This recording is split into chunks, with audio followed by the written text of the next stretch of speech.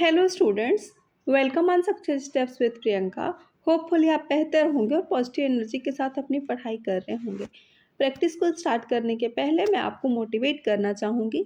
सिंह बनो, सिंहासन की चिंता मत करो। आप जहाँ जाओगे सिंहासन वहीं चला जाएगा।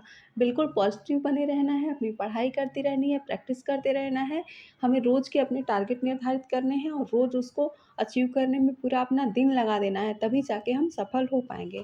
आइए हम अपना आज का पहला क्वेश्चन देखते हैं। कल हमने 40 क्वेश्चन तक कराया हुआ था आप सभी को। आज क्वेश्चन नंबर 41 है। प्रोटीन की घटती हुई मात्रा के क्रम में निम्नलिखित खाद्य पदार्थों को व्यवस्थित कीजिए। प्रोटीन की मात्रा को घटते हुए क्रम में हमें लगाना है, यानी कि जिसमें सबसे ज़्यादा प्रोटीन पाया जाता है पहले उसको लिखेंगे, फिर जो बचे हैं उनमें से देखेंगे कि सबसे ज़्यादा प्रोटीन किसमें पाई जाती है। ऐसे कर करके लास्ट में वो फूड पदार्थ आपका आ जाएगा, वो फूड मटेरियल आपका आ जाएगा जिसमें सबसे कम प्रोटीन पाई जाती है और सबसे पहले जो रहेगा उसमें सबसे ज़्यादा प्रोटीन पाई जाएगी। तो हम देख लेते हैं।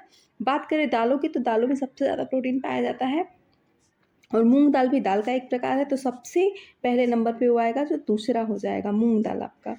फिर उसके बाद हम देखते हैं हरी मटर में सूजी, शकरकंद और हरी मटर में सबसे ज़्यादा प्रोटीन पाया जाता है। दूसरे के बाद आ जाएगा आपका तीसरे की बात करें तो उसके बाद आपका शकरकंद और सूजी में सबसे ज़्यादा प्रोटीन पाया जाएगा, तो तीसरे के बाद पहला आ जाएगा। और चौथे की बात करें शकरकंद की, तो लास्ट में शकरकंद आ जाएगा आपका, क्योंकि शकरकंद में सबसे कम मात्रा में प्रोटीन पाई जाती है। तो इस प्रकार से जो हमारा ऑप्शन बना है वो बना है दूसरा, तीसरा, पहला और चौथा।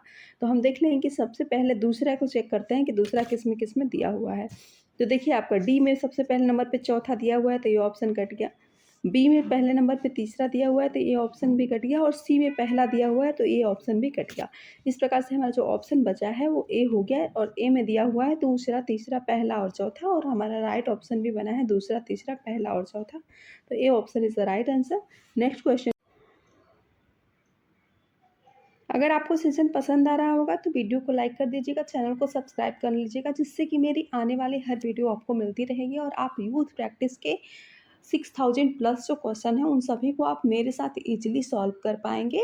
और मैंने आपको अपने चैनल पे चाइल्ड डेवलपमेंट वाला पार्ट जो यूथ प्रैक्टिस में दिया हुआ है वो सबको कंप्लीट करा दिया। उसके बाद मैंने पोलिंग दिया हुआ था, तो आप सभी ने यूथ प्रैक्टिस के फूड एंड न्यूट्रिशन पार्ट को उसमें पोल किया हुआ था, तो मैंने फूड एंड न्यूट्रिशन को आपका कंप्लीट कराना स्टार्ट कर दिया। अब आगे ये जब कंप्लीट हो जाएगा तो फिर से मैं पोल दूंगी।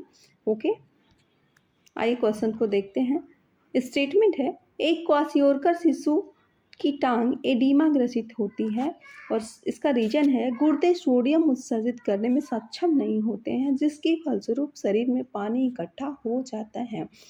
तो एक क्वाशियोरकर जो है, जिस बच्चे को है, शिशु की टांग की बात कर रहे हैं, तो एडिमा ग्रसित हो जाती हैं क्योंकि क्वाशियोरकर में बच्चा पूरा फूल जाता है, बॉडी में पानी भर जाता है और उसकी टांगें फूली रहती हैं। तो ये बात तो सही है। बात करें क्वाशियोरकर की, तो क्वाशियोरकर बेसिकली 1 से 4 साल के बच्चे में ज़्यादातर देखने को मिलता है। क्वेश्चन पूछा जाता है कि क्वाशियोरकर किस एज के बच्चे को होता है, तो 1 से 4 वर्ष के बच्चे को, और ये प्रोटीन की कमी से होने वाला रोग है। इसका रीजन है कि गुर्दे सोडियम उत्सर्जित करने में सक्षम नहीं होते हैं, जिसके फलस्वरूप शरीर में पानी इकट्ठा हो जाता है। तो ये बात बिल्कुल सही है। जो गुर्दा होता है वो सोडियम को उत्सर्जित करने में, बॉडी से बाहर करने में सक्षम नहीं होता है, और रिजल्ट क्या होता है कि पूरे बॉडी में वाटर इकट्ठा हो जाता है। तो दोनों ही बातें सही हैं, रीजन और स्टेटमेंट। तो हम देख लेते हैं कि इसमें कौन सा ऑप्शन हमारा सही है। ए कह रहा है ए सही तथा आर गलत है, बी कह रहा है ए तथा आर दोनों सही है, तो हमारा ए और आर दोनों सही है, तो B option is the right answer. निम्नलिखित एक आवश्यक अमीनो अम्ल नहीं है। कौन सा आवश्यक अमीनो अम्ल नहीं है? इसेंशियल अमाइनो एसिड कौन सा नहीं है? यानी कि इसमें बाकी जो 3 दिए हुए हैं इसेंशियल अमाइनो एसिड है, एक नहीं है। बात करें फिनाइल एलानिन की, तो ये इसेंशियल अमाइनो एसिड होता है और मिथ्योनिन भी आपका इसेंशियल अमाइनो एसिड होता है, लेकिन यहाँ पे नहीं पूछ रहा है। इसमें लाइसिन भी इसेंशियल अमाइनो एसिड होता है, लेकिन एलानिन आपका इसेंशियल अमाइनो एसिड नहीं होता है। तो सी ऑप्शन हमारा राइट आंसर हो जाएगा, क्योंकि क्वेश्चन में नहीं पूछा है। निम्नलिखित में आवश्यक अमीनो एसिड हैं। इसमें इसेंशियल अमीनो एसिड की बात हो रही है, जिसको मैंने आप सभी को एक ट्रिक के माध्यम से याद कराया हुआ था कि वीआईपी मॉल में टीटी है, जिसमें वी से आपका वैलिन था, आई से आइसोल्यूसिन था, पी से फिनाइल एलानिन था, एम से मेथियोनिन था और मॉल में MALLR था, जिसमें A से आर्जिनिन था, एक L से ल्यूसीन और दूसरे L से आपका लाइसिन था, T से थ्रियोनिन और एक T से ट्रिप्टोफेन और लास्ट में जो है आ रहा है उसमें H से हिस्टीडीन था। तो इस प्रकार से मैंने सभी आवश्यक अमीनो अम्लों के आपको नाम को बताया और इसमें हम चेक कर लेंगे कि कौन सा नाम नहीं था। तो आइसोल्यूसिन था। हम लोगों ने फिनाइल एलेनिन की बात की थी, आवश्यक अमीनो अम्ल में एलेनिन की बात नहीं की थी, तो यही जो हो जाएगा ये अलग होगा। बाकी सब आपका आवश्यक अमीनो अम्ल है, क्योंकि आइसोल्यूसिन भी था, लाइसिन भी था, ल्यूसिन भी था और आर्जिनिन भी था। तो इस प्रकार से हम देख लेते हैं कि जिसमें सेकेंड ऑप्शन नहीं होगा वही ऑप्शन हमारा सही हो जाएगा। तो हम देख लेते हैं सेकेंड ऑप्शन में कौन नहीं है। ये देखिए डी में सेकेंड ऑप्शन दिया हुआ है तो ये ऑप्शन कट गया। बी में भी सेकेंड ऑप्शन दिया हुआ है, ये भी कट गया। आपका सी में सेकेंड ऑप्शन नहीं दिया हुआ है, पहला, तीसरा और चौथे की बात कर रहा है, तो सी ऑप्शन राइट आंसर हो जाएगा। दूसरे में भी देखिए सेकेंड दिया हुआ है, तो इस प्रकार से हमारा राइट ऑप्शन जो होगा वो सी हो गया। नेक्स्ट क्वेश्चन देखिएगा। निम्नलिखित आवश्यक अमीनो एसिड है। आवश्यक amino acid, essential amino acid से बहुत सारे क्वेश्चन बनते हैं। आप देख ही रहे हैं कि कितने सारे क्वेश्चन हैं। तो इसको आप एक, मैंने जो ट्रिक दी हुई है उसकी से एक सेपरेट वीडियो भी है। अगर इस तरह से आपको नहीं समझ में आ रही है तो वो 2 या 3 मिनट की वीडियो है, उसको आप लोग देख लीजिए, आपको याद हो जाएगा। नहीं तो एग्जाम में बहुत कन्फ्यूजन होता है कि कौन सा एसेंशियल अमाइनो एसिड है और कौन सा नॉन एसेंशियल अमाइनो एसिड है। आइए देखते हैं। इसमें एसेंशियल अमाइनो एसिड पूछ रहा है। पहला दिया हुआ है ट्रिप्टोफैन। तो एसेंशियल अमाइनो एसिड में मैंने आपको ट्रिप्टोफैन बताया हुआ है, वैलिन भी बताया हुआ है, लाइसिन, ल्यूसीन ये भी बताया हुआ है, एलानिन और सेरेनिन। सेरीन नहीं होता है और एलानिन भी नहीं होता है, क्योंकि हम लोगों ने फिनाइल एलानिन पढ़ा हुआ है आवश्यक अमीनो अम्ल में।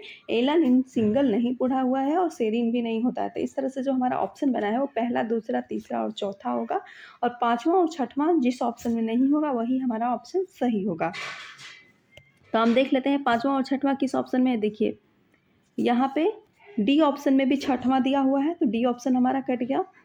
बी ऑप्शन में भी पाँचवां दिया हुआ है तो ये भी कट गया। सी ऑप्शन में भी आपका पहले ही पाँचवां दिया हुआ है तो ये भी कट गया। और ए ऑप्शन हमारा सही हो गया, क्योंकि पहला, दूसरा, तीसरा और चौथा ही हमारा सही था। बाकी यही चारों आवश्यक अमीनो अम्ल थे और ये नहीं थे। तो चौथा, पाँचवां इसमें नहीं दिया हुआ है, इसलिए हमारा राइट ऑप्शन जो है ये हो गया।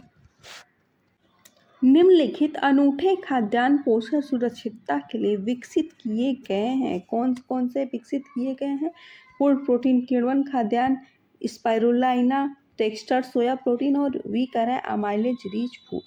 तो अनूठे खाद्यान्न पोषण सुरक्षितता के लिए जो विकसित किए गए हैं खाद्य पदार्थ, उसमें एक पूर्ण प्रोटीन होता है, उसके बाद स्पाइरुलिना है और टेक्सचर सोया प्रोटीन है। तो पूर्ण प्रोटीन तो सही है, स्पाइरुलिना भी है और टेक्सचर सोया प्रोटीन है, बाकी ये दोनों नहीं है।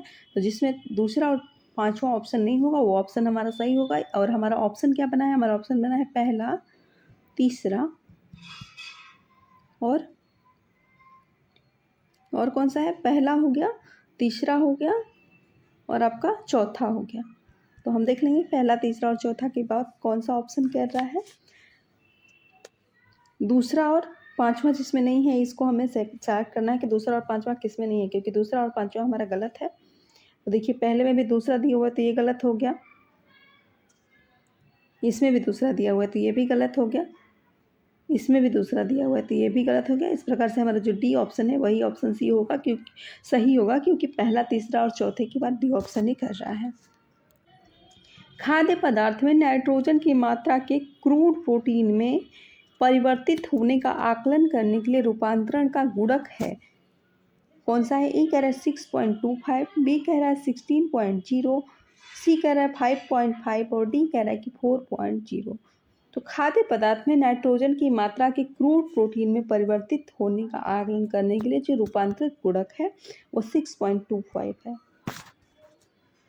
निम्नलिखित खाद्य पदार्थ में प्रोटीन की गुणवत्ता बढ़ाने के लिए प्रोटीन संपूरक कार्य के सिद्धांत का प्रयोग होता है। प्रोटीन संपूरक सिद्धांत का प्रयोग किस में होता है? फर्स्ट है इडली, मिस्सी रोटी, सब्जी, पुलाव, मठरी, खिचड़ी। तो खाद्य पदार्थ की बात की रही है। प्रोटीन की गुणवत्ता बढ़ाने के लिए प्रोटीन संपूरक कार्य के सिद्धांत का प्रयोग जो होता है वो आपकी इडली में होता है, मिस्सी रोटी में होता है और खिचड़ी में होता है। सब्जी पुलाव में नहीं होता है और मठरी में भी नहीं होता है। तो तीसरा और चौथा ऑप्शन जिसमें नहीं होगा वो ऑप्शन हमारा सही होगा। हमारा ऑप्शन बना है पहला, दूसरा और पाँचवा। तो हम देख लेते हैं कि पहला, दूसरा और पाँचवा की बात कौन कर रहा है। देखिए पहला, दूसरा और पाँचवा, ए ऑप्शन में तो नहीं दिया हुआ है तो ये कट गया। बी ऑप्शन में भी नहीं दिया हुआ है पहला, दूसरा और पाँचवा, ये भी कट गया। सी में भी नहीं दिया हुआ है। डी ऑप्शन हमारा राइट आंसर हो जाएगा, क्योंकि पहले, दूसरे और पाँचवें की बात डी ऑप्शन ही कर रहा है। Right option is the D.